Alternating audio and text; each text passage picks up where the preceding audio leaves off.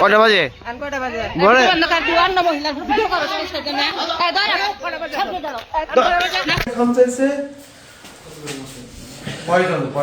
আর তাও 10-15 জন মিলে।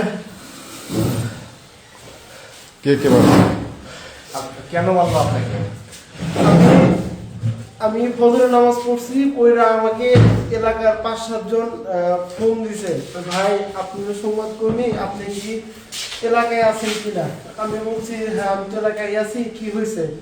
ওই যে বিএনপির আহ্বায়ক মখলিসুর রহমান আমাদের খাদারঘাট পার হয়ে আমাদের এই জায়গায় আসবেন। কিসের জন্য আসবেন? যে একটা সমাবেশ করবেন, খিচুড়ি খাওয়াবেন, গরু জবাই করছে তো খিচুড়ি খাওয়াবেন। কারণ যে এটা তো কয়টার প্রোগ্রাম, কয় যে এটা 7টার পরে। আমি বললাম 7টার পরে প্রোগ্রাম, তো এটা তো আচরণবিধি লঙ্ঘন। তো আমি সেজন্য আমাকে বারবার ফোন দেওয়ার কারণে আমি ওই ঘটনাস্থলে যাই সংবাদ সংগ্রহের জন্য। পরে দেখি অনেক মহিলা পুরুষ নিয়ে সবাই হাজির হয়ে যাবে, অনেকেই আছে। পরে আমি মহিলাদেরকে, আমাদের এলাকায় তো এক আন্টিও আমি দেখলাম ওই জায়গায় গেছে, ওইগুলো আন্টি কি জন্য আসেন? পরে আমাদের খিচুড়ি খাওয়াবে আর হচ্ছে 500 করে টাকা দিবে, আমি সেই জন্য আসছি।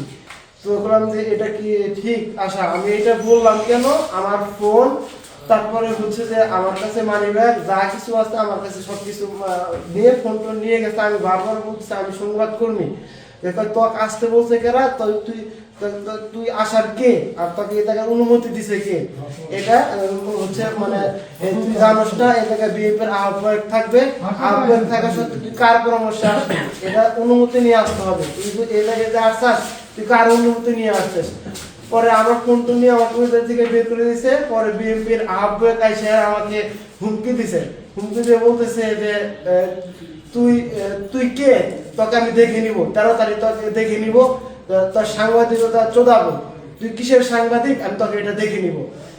এটা বিএনপির আহ্বায়ক এবং কবির, যে ছাত্রদলের সাবেক কবির, আর হচ্ছে আমাকে অনারভাবে আমাকে আর কি পিটাইছে আর মারছে, ঘুষি মারছে, বুকে ঘুষি মারছে। আমি বারবার বলতেছি আমি সাংবাদিক, তাও তারা না শুনে আমার সবকিছু আর কি ফোন সব নিয়ে নিয়েছে। আপনি কি ওই যে প্রেস কার্ড দেখাইছেন? হ্যাঁ আমি প্রেস কার্ড সবই দেখাইছি, আমি বারবার বলতেছি আমি সাংবাদিক, আমার প্রেস কার্ড আছে, আমার তাও আমার ফোনে সব রেকর্ড আছে।